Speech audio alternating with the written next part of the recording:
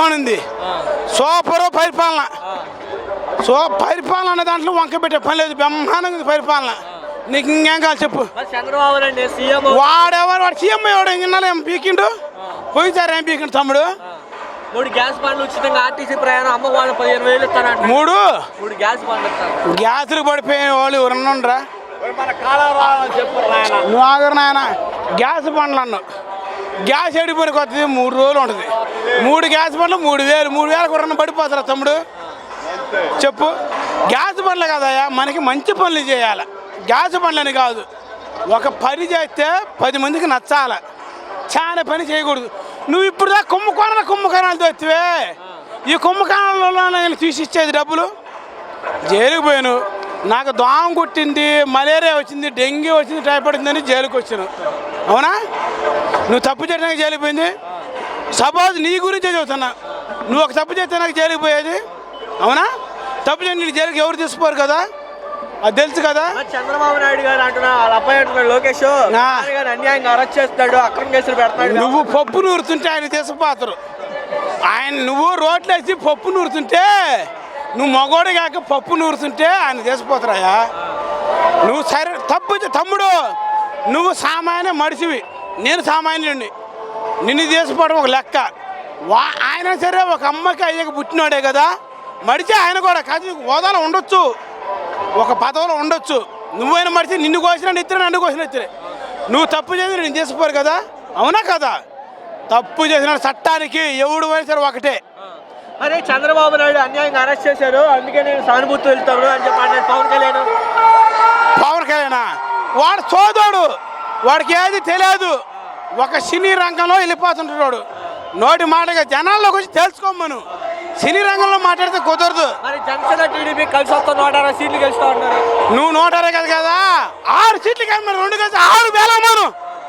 మగోళ్ళు అయితే 6 గెలవమను. ఇద్దరి మీద కూడా 6 గెలవమను తమ్ముడు. 6. మరి లోకేష్ నేను సీఎం అవుతాడు, జగన్మోహన్ రెడ్డి అంచు చూస్తాను. లోకేష్ సీఎం అవుతాడు. వాడు చప్పుడు పప్పు తినేవాడు, వాడు సీఎం కాదు కదా. కనీసం వాడు డిపాజిట్లు కూడా రావు తమ్ముడు. డిపాజిట్లు కూడా రావు.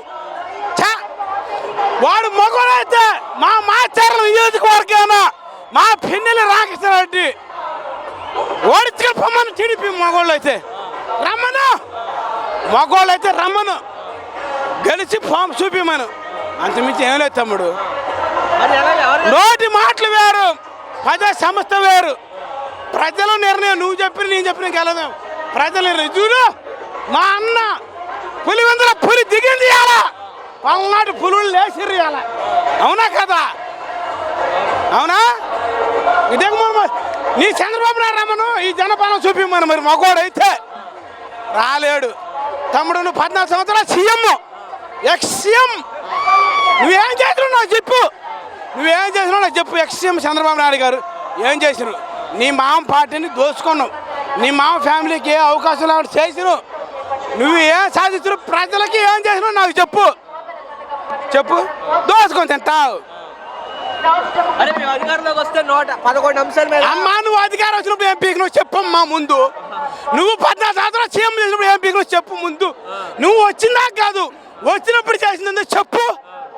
మరి నువ్వు రాకముందు కాదు, వచ్చినప్పుడు చేసిందో పీకిందో చెప్పు ముందు. ఎప్పుడో వచ్చేది కాదు. ఇంతకుముందు 14 సంవత్సరాలు సీఎం చేసిన మగవాడివి చేసిందో పీకిందో చెప్పమ్మా. 14 సంవత్సరాలు సీఎంగా ఉన్నాడు కదా, 73 సంవత్సరాల వ్యక్తిగా జైలుకి వచ్చి. నీ 73 సంవత్సరాలు మాకు అవసరం లేదు సార్. నువ్వు 14 సంవత్సరాలు చేసిన మగవాడు స్పీకింగ్ చెప్పమ్మా. నా మొగల పూతద్దు వాడికి ఏమద్దు. వాడికి 14 సంవత్సరాలు చేసిన మగవాడు 14 సంవత్సరాలు. నువ్వు తమ్ముడు ఇదిగో 14 సంవత్సరాలు సీఎం చేసినావు కదా, చేసింది పీకింది ఎందుకు నాకు చెప్పి తర్వాత నీకు ఓటేసింది నేను చెబుతా. పార్టీ నీది కాదు. నువ్వు అంతకుముందు 14 సంవత్సరాలు సీఎం, జగన్మోహన్ రెడ్డి సీఎం కాదు. ఒక సీఎం కొడుకు నా మాట ప్రకారం అమ్మ బడి పథకం, వ్యవసాయ కింద రైతు బంధకం, ఎన్నో సదుపాయాలు సౌకర్యాలు మన ఇంటి దగ్గరకు వస్తున్నాయి. ఇవాళ తినేదాన్ని ఎవరు తనను. ఇప్పుడు బ్యాంకులలో బంగారం పుస్తకాలు పెట్టి పొలాలు పెట్టి అన్నీ తీసేస్తానన్నాడు చంద్రబాబు నాయుడు. అన్నీ ఎందుకు తీసేయాలా? వడ్డీలకు దాల్లా డ్రాకింగ్ గ్రూపుల సంఘాలకి వడ్డీ మాఫీ సంఘాలు అన్నీ తీసేస్తానన్నాడు. ఎందుకు తీసేయాలా? వడ్డీలకు దాల్లా యాయాల తొలచూరు అప్పుడే ఉండి అంతే ఆ పథకంగా అన్ని తీసేస్తానంటే జగన్మోహన్ రెడ్డి వచ్చేవాడే. చాలక మించిన భారం ఎక్కువైనాయి, ఆయన తీసేయలేకపోయిండు. ఆ మాటకి ఏంది మాట అంటే మెడమ చెప్పొద్దు, మనం చెప్పిన మాట తప్పకూడదు అన్నారు. ఆ మాట మీద నిలబడ్డాడు. అందుకే జనం నమ్మలేదు. జనం నమ్మల. ఇవాళ జనం నమ్మి ఇచ్చేసారు. అనేక పథకాలు ఎన్నైనా కూడా ఇంటికి వస్తున్నాయి, గడప దగ్గర వస్తున్నాయి. ఇవాళ అన్న ప్రకారం అమ్మ బడి బంధం, రైతు బంధం, ఇవాళ వడ్డీ రుణమాఫీలు, ఎన్నో సదుపాయాలు ఇంటి దగ్గరకు వస్తున్నాయి. వస్తున్నప్పుడు తినే అన్న కాళ్ళతోటి ఎవరు తండుకోరు. ఏంది ఎవరు అనుకోరు. ఇవాళ ఇన్నిసార్లు మనకి ఎమ్మెల్యే గారు తిరిగి లేకుండా వచ్చిండు ఈ పల్నాడికి. ఏంది దాన్ని ఇప్పుడు ఏదైనా చంద్రబాబులో వాగ్దానాలు చేసి ఇంటికి 1 కేజీ బంగారం పెంచాడు. ఏంది ఎన్నో ఇస్తానని అంటాడు అని ఇలా ముందు నమ్మరు. అప్పుడు ఈ పల్నాడికి వరకు పురుషులకు వచ్చింది. ఈ పల్నాడికి దాన్ని నెరవేరుస్తాడు, అందరికీ సౌకర్యాలు తెస్తాడు. ఇవాళ అందరికీ అమ్మ బడి పథకం, రైతు బంధకం, ఇవాళ ఎన్నో సదుపాయాలు 50 ఏళ్ళకి వాళ్ళే తీరు ఇండ్ల కాడికి వచ్చి మొత్తం సదుపాయాలు అందుతున్నాయి.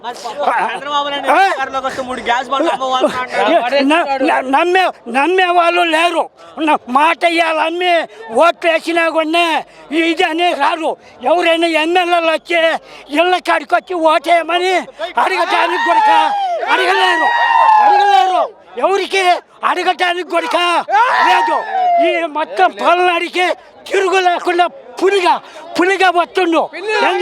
ఇప్పుడు ముందైనా కూడా మళ్ళీ వస్తాడు తిరిగలేదు. ఏంది మరి జగన్మోహన్ రెడ్డి గారు నేను వస్తే అధికారంలోకి వస్తే మీకు ఇలా చేస్తానని చెప్పాడు, చేసాడా మొత్తం? తొలచూరట్టనే జనాన్ని నమ్మించాడు కానీ జనం ఇంకా నమ్మరు. చంద్రబాబు నాయుడు అధికారంలోకి వస్తే మొత్తం పనులు చేస్తానన్నాడు, అన్యాయంగా అరెస్ట్ చేశారన్నారుగా చంద్రబాబు నాయుడు ఎన్నో పథకాలు ఇప్పుడు కొత్త పథకాలు వేసి చేసినా కూడా ఓట్లు వేయరు, నమ్మరు. ముందైనా నమ్మబారు. ఇలా మరి పవన్ కళ్యాణ్ నేనే సీఎం అవుతాను ఇవాళ సౌకర్యాలు ఇళ్ళ కాడికి వస్తున్నాయి. లక్షలు ఇంటింటికి గడపకి అన్ని హక్కుల మీద వస్తున్నాయి.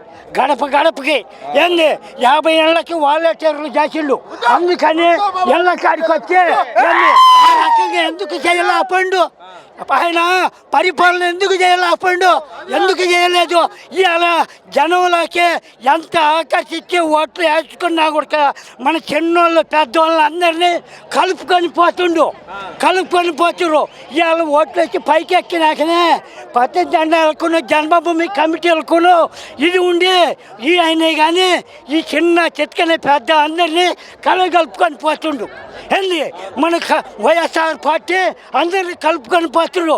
వాళ్ళు గెలిచినాక ఒక తీరును, గెలవ తీరుకు ఒక తీరుగుంటున్నారు. అందుకని ఇప్పుడు జనం నమ్మరు.